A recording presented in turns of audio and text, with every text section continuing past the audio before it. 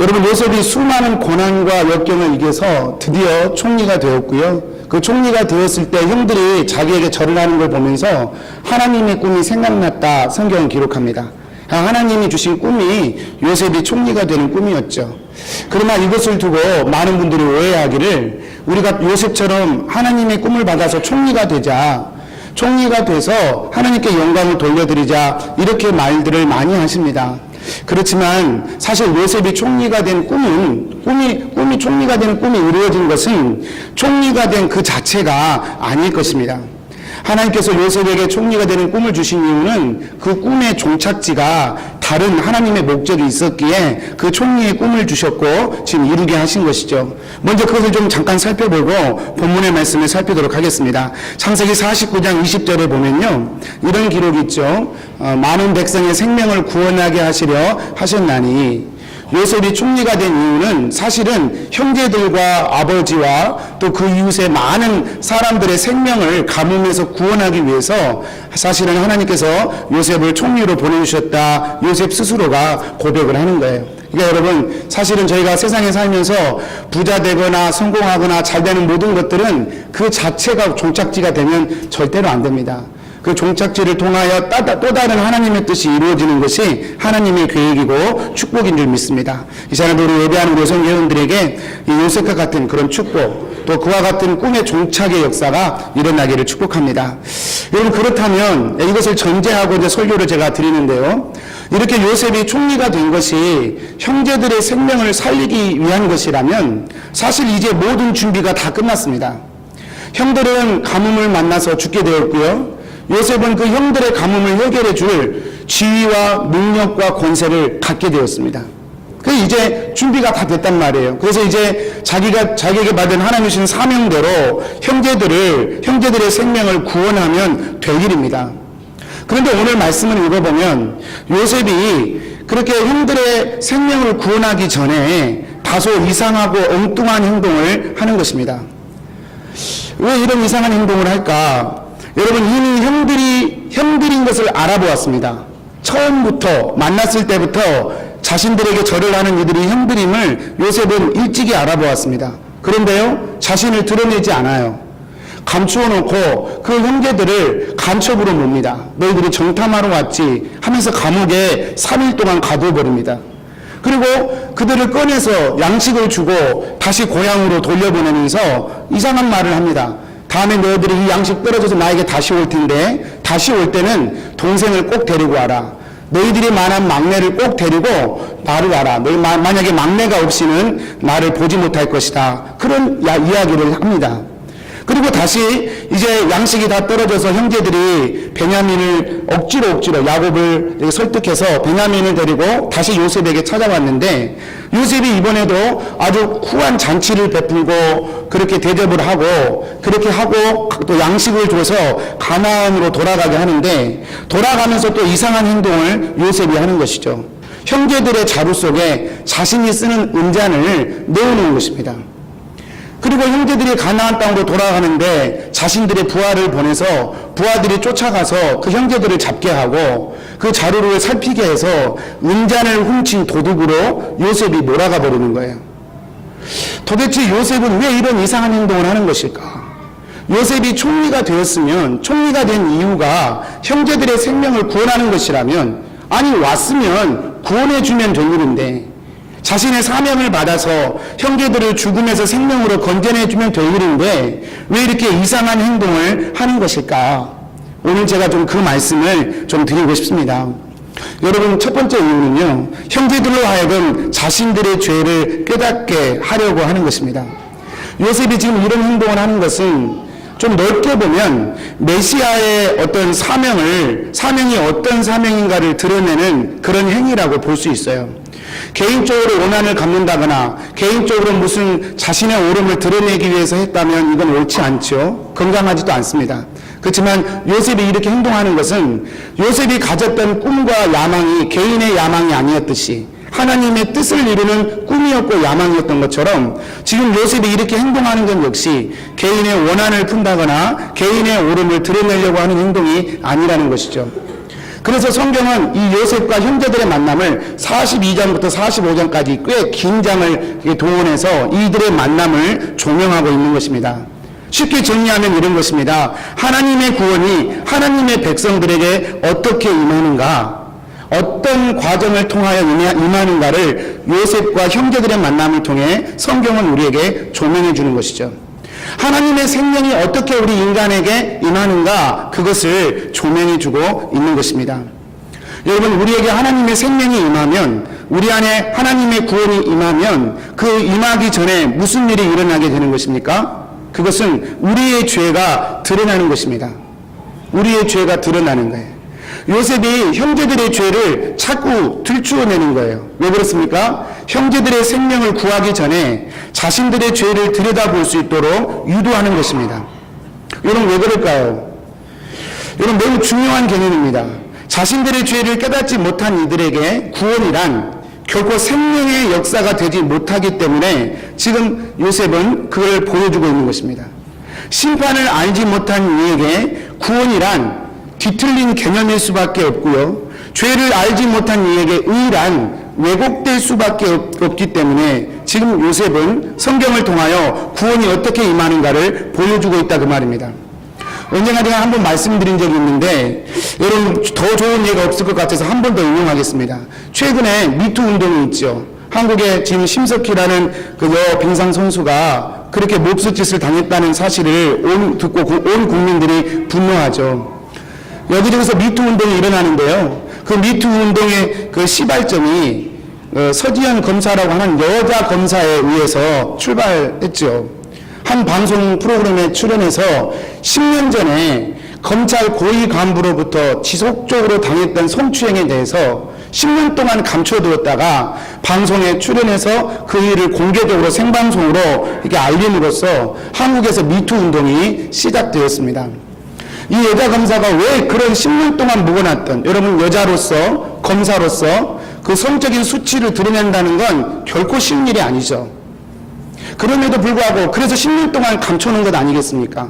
그런 이 검사가 왜 그 아픔을 드러낼 수밖에 없었을까? 그 이유에 대해서 이 서지현 검사가 직접 그런 얘기를 했었습니다. 그 이유가 뭐였냐면 그 자신을 성추행했던 검찰국장이 세례를 받으면서 한 신앙 간증 때문이었다, 그렇게 얘기합니다.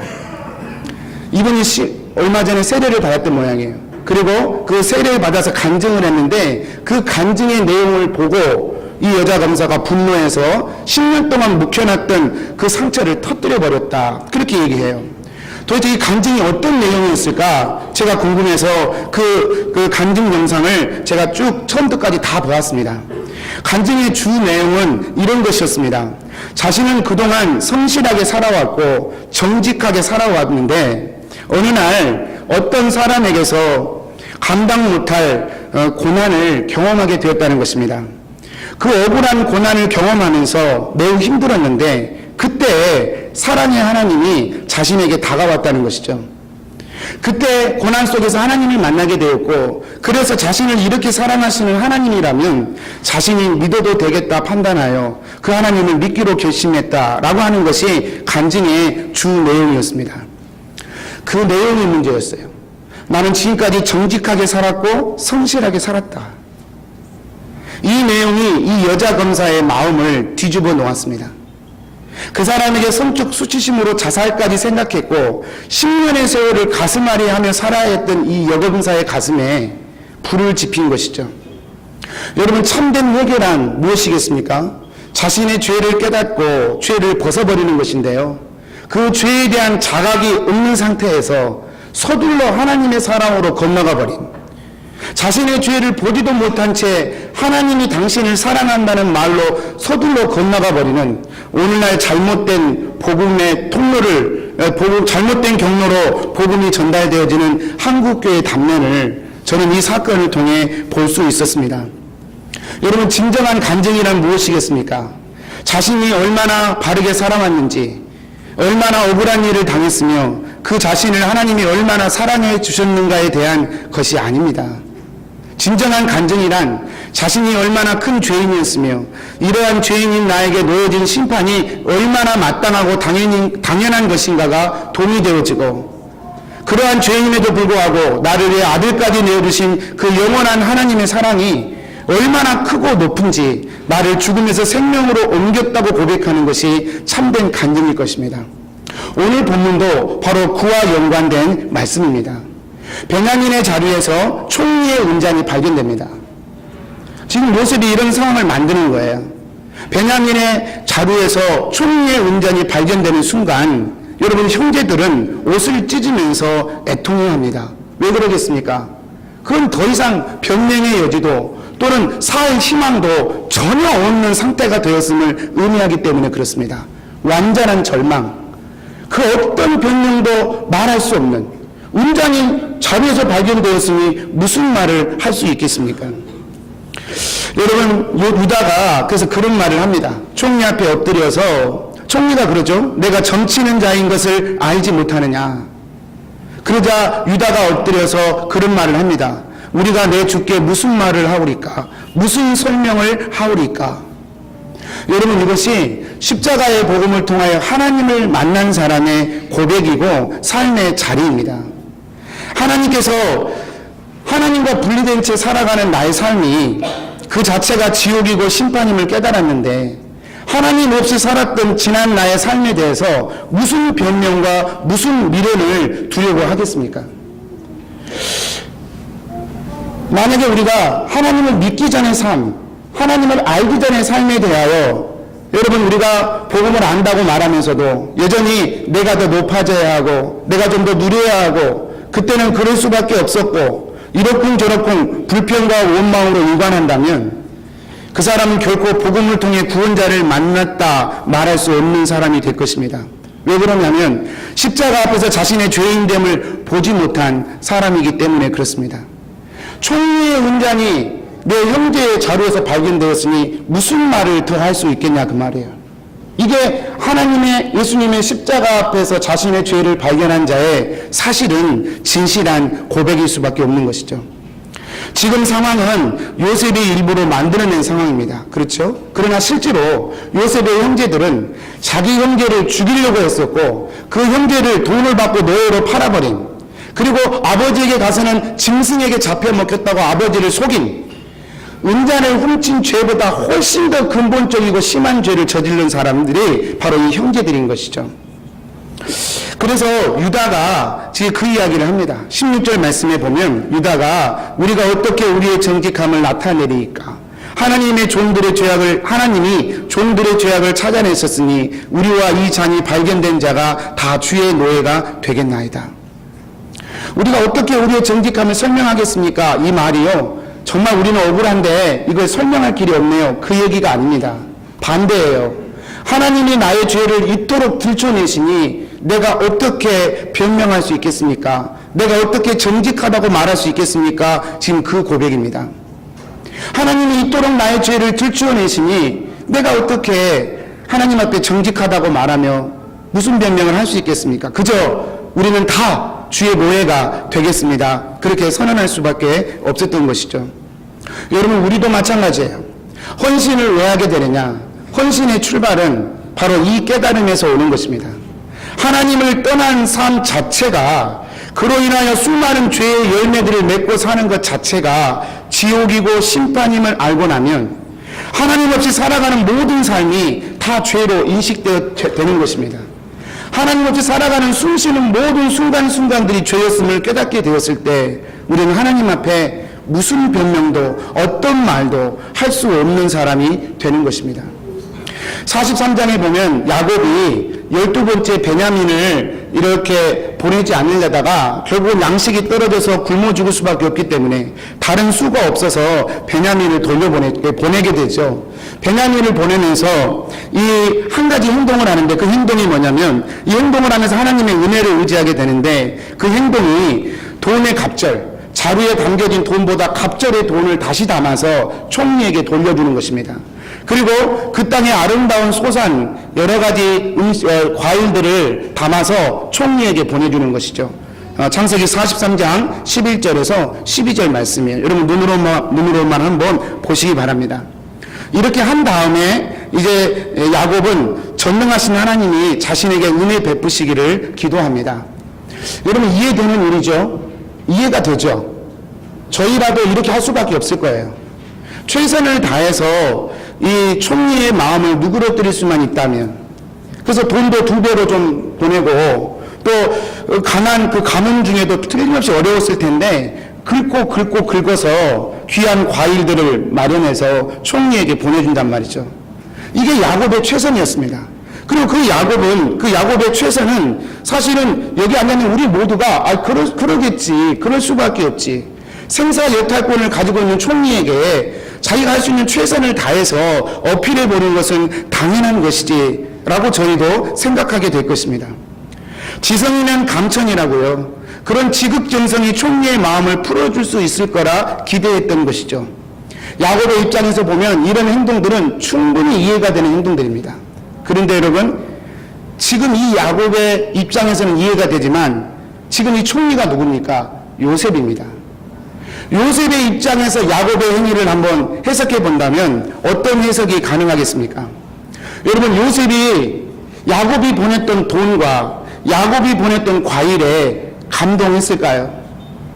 아닙니다. 요셉이 원했던 것은 그런 돈이나 선물이 아니었습니다. 나중에 요셉이 그 돈을 가져왔는 형제들이 가져올 때 그 돈을 다 그대로 돌려줘 버립니다. 왜냐하면 그 돈이라고 하는 게 요셉에게는 그 어떤 것을 결정할 기준이거나 가치 기준이 되지 못하기 때문에 그렇습니다. 총리인 요셉에게 돈자루와 선물자루는 어떤 선이 될 수 없었기 때문에 이 요셉은 그냥 돌려줘 버리죠. 돈 때문에 무엇이 풀리고 돈 때문에 무엇이 안 풀리는 그런 결정의 요소가 아니었기 때문에 그렇습니다. 요셉이 원하는 것은 무엇입니까? 형제들의 진실한 회개입니다. 요셉이 원하는 것은 지난날의 죄의 모든 앙금을 다 씻어버리고 형제와 형제의 그 사랑으로 하나 되고 껴안고 우는 그런 완전한 만남을 요셉은 원했습니다. 야곱과도 마찬가지죠. 야곱의 선물을 원하는 것이 아니라 아버지 야곱 그 자체, 아버지 야곱과 허깅하고 아버지와 함께 눈물로 재회하는 그것을 요셉은 원하였고 그것이 요셉이 원하는 전부였다는 것이죠. 오늘 헌신 예배를 드리는 우리 여성교회원님들, 하나님이 저와 여러분에게 원하시는 게 무엇일까요? 구원을 베푸시면서 자기 아들을 십자가에 못 박아 죽이시면서까지 우리에게 원하시는 것이 무엇이겠습니까? 하나님이 우리에게 원하시는 것이 돈이나 선물은 결코 아닐 것입니다. 하나님이 우리에게 정말로 원하시는 것은 진실한 회개와 마음일 것입니다. 이사야 1장 10절에서 13절 말씀에 보면 조금 충격적인 말씀이 기록되어 있습니다. 이스라엘 백성들에게 하나님이 소돔아, 고모라, 백성아 그렇게 부르시면서 이렇게 호통치시는 장면이 기록되어 있죠. 고돔과 소모라는 하나님께 저주받아 멸망받은 도시죠. 그런데 그 도시 백성의 이름을 이스라엘 백성들에게 부르면서 하나님이 호되게 나무라시는 장면이 이사야 1장에 기록되어 있습니다. 하나님이 이스라엘에게 원하시는 것은 어떤 선물이 아니었습니다. 의식과 절차를 지키는 게 아니었습니다. 사역을 많이 하는 것이 아니었습니다. 진실 어린 회개와 믿음이었습니다. 그래서 하나님은 심지어 나는 너희들이 가져오는 재물과 번제를 원하지 않는다 라고까지 얘기하셨습니다. 하나님이 번제와 예물 자체를 받지 않는 분이 아닙니다. 레위기와 민수기에 보면 하나님이 어떻게 번제를 드려야 될지 방법과 절차에 대하여 자세하게 말씀하신 것으로 가득 차 있습니다. 번제와 제사 하나님이 중요하게 여기십니다. 그러나 그럼에도 불구하고 하나님이 지금 이스라엘 백성들에게 말씀하시는 것은 진실한 회개와 하나님과의 친밀함과 하나님의 목소리를 듣는 것과 이런 모든 것들이 다 빠져버린 의식과 절차 지킴에 대하여 하나님은 매우 신랄하게 말씀하셨던 것입니다.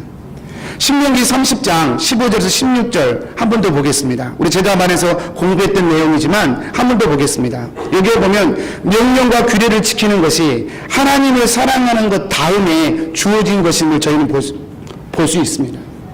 하나님을 사랑하는 것이 되어야 명령과 규례를 지키는 게 의미가 주어지는 것입니다. 여러분, 그것이 목적입니다. 그것을 위하여 의식과 절차도 주어졌던 것입니다. 그런데 이스라엘은 마음은 하나님과 천길 만길 떨어져 있는데 의식만 열심히 치루었던 것입니다. 제자훈련하면서 한번 질문하고 대답해 보았어요. 여러분, 이스라엘이 왜 이토록 의식과 절차를 열심히 지켰을까? 안식일이면 진짜 엘리베이터도 안 누를 정도로 그렇게 열심히 율법을 지켰는데 왜 그랬을까? 지금도 그렇게 하고 있지만 여러분, 왜 그렇게 할까요? 이유는 한 가지입니다. 그렇게 의식과 절차를 지키면 하나님이 받으실 것이다.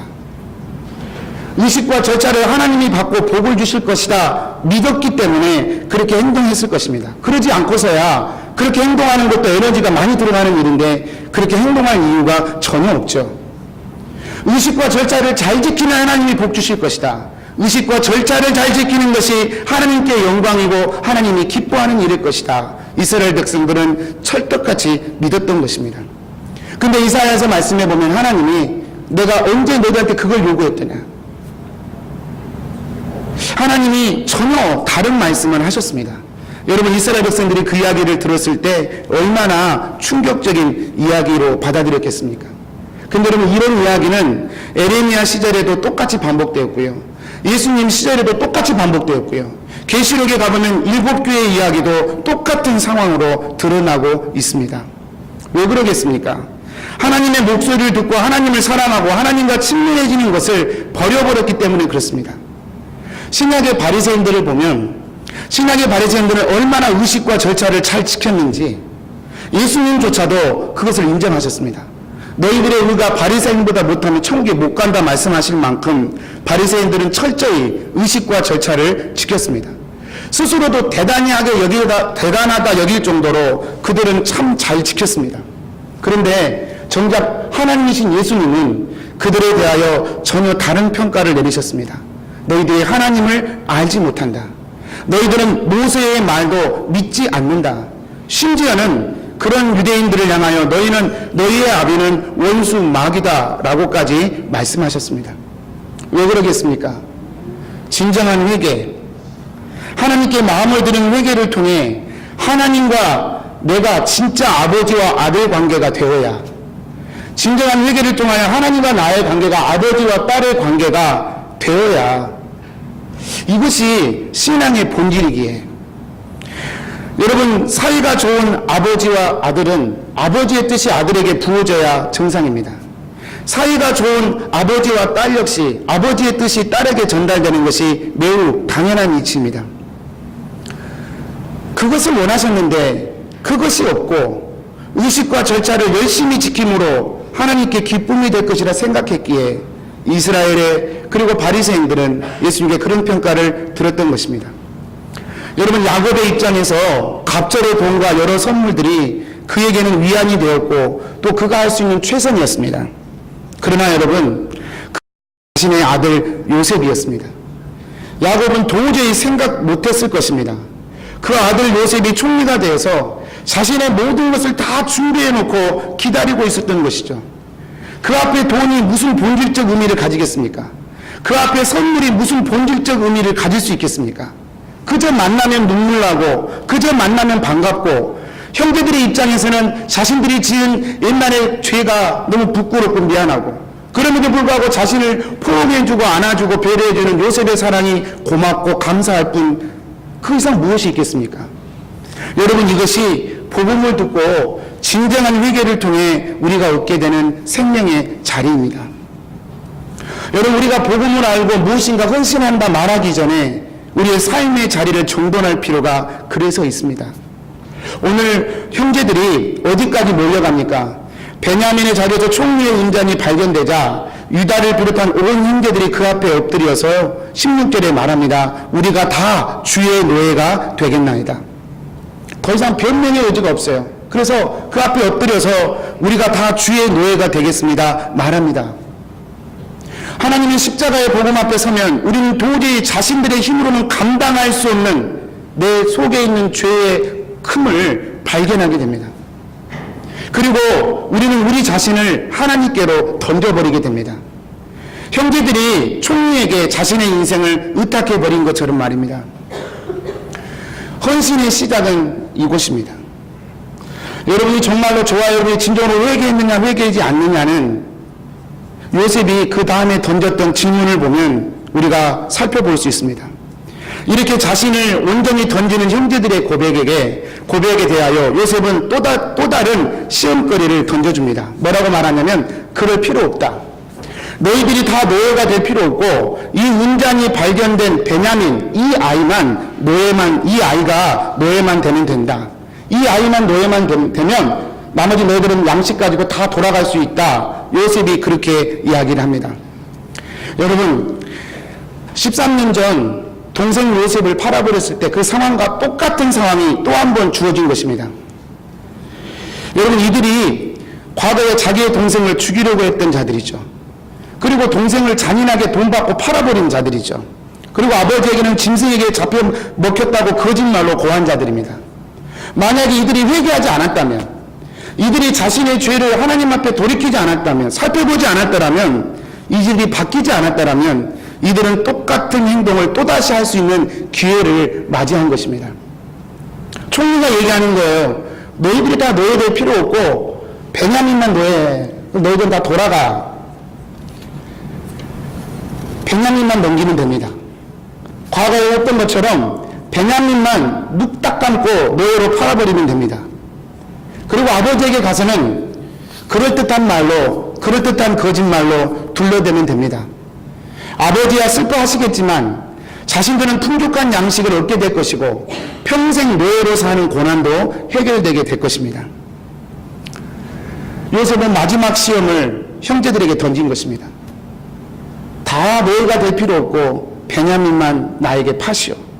그리고 당신들은 당신의 부귀와 영화를 얻으시오. 이 유혹 앞에서 이 형제들은 다시 그렇게 행동하지 않습니다. 왜냐하면 자신들의 죄를 들여다보았기 때문입니다. 그리고 인생의 터닝 포인트가 일어났기 때문입니다. 회개가 일어나기 시작했습니다. 총리가 그 말을 할 때 유다가 한 걸음 총리의 앞에 다가섭니다. 그리고 18절에 보면 한 가지 소원을 간청합니다. 주인이시여, 내가 한마디만 총리에게 할 수 있겠습니까? 내 주여 하면서 자신의 형편을 설명합니다. 그 설명의 내용은 그것입니다. 어떻게 자신들이 동생 베냐민을 아버지 야곱에게서 데려왔는지, 그것이 얼마나 어려웠는지를 설명합니다. 그리고 아버지가 얼마나 베냐민을 사랑하는지, 이 두 사람의 생명이 얼마나 깊이 엮여져 있는지를 설명합니다. 그리고 만약 이 아이가 아버지께로 돌아가지 못하면 아버지는 살지 못할 것이라고 이야기를 합니다. 그러나 자신들은 이 막내가 없이는 결코 아버지를 뵐 수 없는 상황이라고 이야기합니다. 그래서 결론이 무엇입니까? 결론은 그래서 자기를 노예로 삼아달라는 것입니다. 결론은 수많은 설명들을 했지만 결론은 베냐민을 노예 삼지 마시고 우리 형제들을 노예 삼지 마시고 나 유다를 당신의 노예로 삼으시고 저 베냐민은 풀어달라. 아버지께로 보내달라. 내 형제들도 아버지께로 보내달라. 요청했던 것입니다. 이런 복음으로 우리가 하나님의 은혜를 믿고 나면 우리의 헌신의 자리는 여기까지 끌려갑니다. 저는 우리 여성교회가 이런 고백이 살아있는 그런 공동체가 되기를 진심으로 축복합니다. 어려움이 있을 때 주님 나를 노예로 삼으세요. 김 집사님 너무 형편이 어려우니 집사님에게 일 맡기지 마시고 저에게 맡겨주세요. 누군가의 약점을 자꾸 무릅뜯는 성례가 아니라 누군가의 연약함을 보면 이분이 이렇게 연약하니 내가 대신 그 자리를 메꾸겠습니다. 나를 노예로 삼으십시오. 이것이 유다의 고백이었습니다. 여러분, 유다가 처음부터 이런 사람이 아니었습니다. 42장부터 45장까지 요셉과 형제들의 만남 이전에 한 가지 사건이 기록되는데 그게 바로 유다의 사건입니다. 유다는 자신의 가문을 통한 유다 가문을 통하여 하나님의 사람 메시아가 태어날 것을 이미 언약으로 받았던 사람입니다.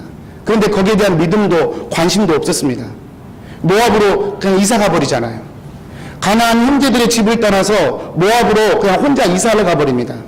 그래서 모압에서 아들들을 다 장가 보내고 며느리도 모압 여인들을 얻었어요. 그리고 모압 땅에서 살아버립니다. 두 아들이 죽었습니다. 두 아들이 죽자 셋째 아들 또 혹시 태어나도 죽을까봐 염려돼서 며느리 다말을 그냥 돌려보내버립니다. 언약과 전혀 상관없는 행동을 했던 사람이 바로 유다입니다.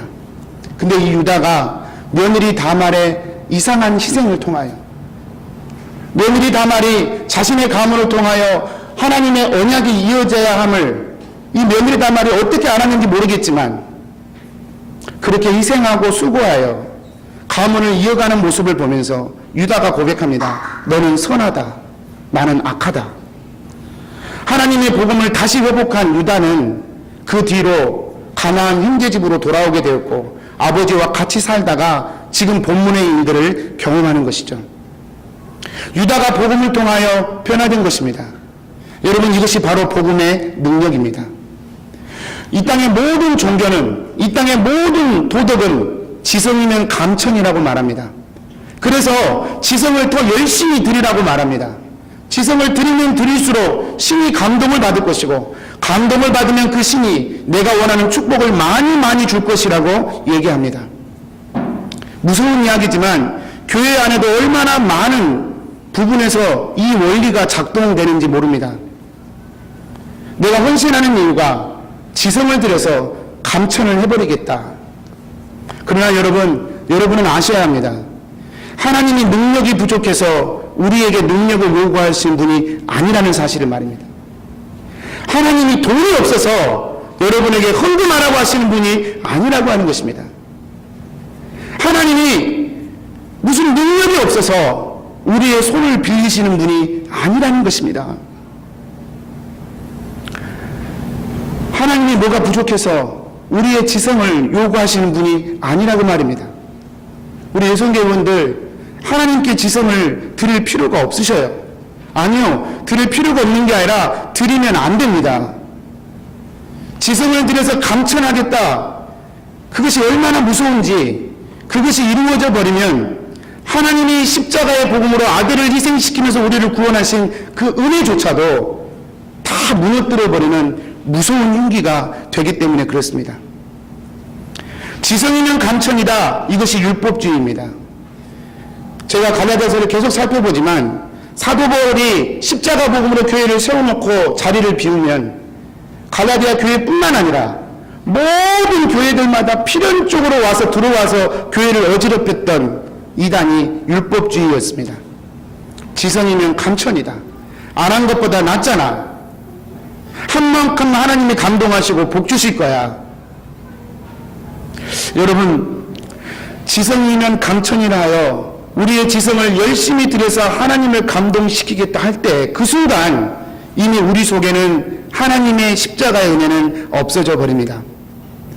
세상의 모든 종교가 그러하다 얘기하고 우리의 본능이 그것을 좋아한다 할지라도요, 성경과 복음은 분명히 다르게 말합니다. 지성이면 감천이 아닙니다. 감천이 지성을 만듭니다. 우리가 지성을 들여서 하나님을 감동시킨 것이 아니라 하나님이 우리를 먼저 감인시키셨습니다. 하나님이 먼저 우리를 사랑하셨습니다. 하나님이 먼저 죄인인 우리를 위하여 아들을 희생시키셨습니다. 그리고 지금도 성령으로 우리와 함께 하시는 것이죠. 그 은혜로 인하여 비로소 우리는 지성을 드리게 된 것입니다. 유다처럼 말입니다. 베냐민을 노예로 삼지 마시고 나를 삼으십시오. 언약과 아무런 상관없이 살던 사람이 복음을 만나 감인당하여 지성을 드리는 것이죠. 그 은혜를 알았으니 그 은혜의 물결을 따라, 그 은혜를 알았으니 그 은혜의 결을 따라 우리 자신을 기꺼이 희생하며 살 수 있게 만드는 것이 바로 복음의 능력인 것입니다. 여성교원들, 아까 교육 들어보니까 식사가 참 대부분인데요, 정말 간곡히 말씀드립니다만 이 식사가 여러분의 의가 되면 안 하시는 게 정말 낫습니다. 아멘. 하나님의 복음으로 내 가슴이 채워져서 그 복음이 내 삶으로 흘러가길 때까지는 여러분 아무것도 안 하셔도 됩니다. 하나님이 우리의 능력이 부족해서, 우리의 능력이 필요해서 우리에게 능력을 원하시는 분이 아니기 때문에 그렇습니다. 복음으로 일을 하면, 일이 끝나면 오직 하나님만 남아야 됩니다. 우리가 어떤 수고를 하고 어떤 희생을 하면 그 끝자리는 반드시 하나님의 이름만 남아야 합니다. 놀라운 것은 그런 유다를 하나님이 더 높이 세우시고 축복하신다는 거예요. 창세기 49장 9절에서 10절 보면 유다에 대해서 이런 예언이 선포됩니다. 유다는 사자 새끼로다. 내 아들아, 너는 훔친 것을 찢고 올라갔도다. 그가 엎드리고 울크림이 수사자 같고 암사자 같으니 누가 그를 범할 수 있으랴. 규가 유다를 떠나지 아니하며 통치자의 지팡이가 그 발 사이에서 떠나지 아니하기를 실로가 오시기까지 일리니 그에게 모든 백성이 복종하니로다. 유다에게 놀라운 축복을 하는 거예요. 규는 뭡니까? 지도자가 가지는 지팡이입니다. 왕이 가지는 통치 행위를 할 때 이렇게 드러내는 왕의 지팡이입니다. 규가 유다 지파를 떠나지 않을 것이다. 모든 백성이 유다 지파에게 복종할 것이다. 예수 그리스도를 의미하기도 하고 유다 자체를 의미하기도 합니다. 여러분, 우리가 헌신한 이유가 무엇이고 헌신의 축복은 무엇입니까? 우리가 헌신한 이유는 감인, 하나님이 나를 살려주셨기 때문입니다. 우리가 누릴 수 있는 축복은 사람이 높여주는 게 아니라 하나님이 높여주시는 것입니다. 내가 내 스스로 높일 필요가 없이 십자가 지고 섬기고 낮아지면 하나님이 여러분을 높여주시는 것입니다. 규가 영원히 너를 떠나지 않을 것이다. 규가 너희를 영원히 세워줄 것이다. 저는 이런 축복이 우리 여성교원들에게 있어지기를 정말로 축복합니다. 자신의 죄를 깨닫고 다른 일을 살리는 도구로 나를 사용해달라고 엎드리는 유다의 헌신, 그리고 그를 통하여 하나님이 놀랍게 부어주시는 복음의 축복, 이것이 오늘날 우리 여성교회원들이 헌신 예배를 드리는 이유이고, 이 헌신 예배에 같이 우리 청년들이, 우리 성도들이 동참하는 이유가 되시기를 진심으로 축복합니다. 우리 기도하겠습니다.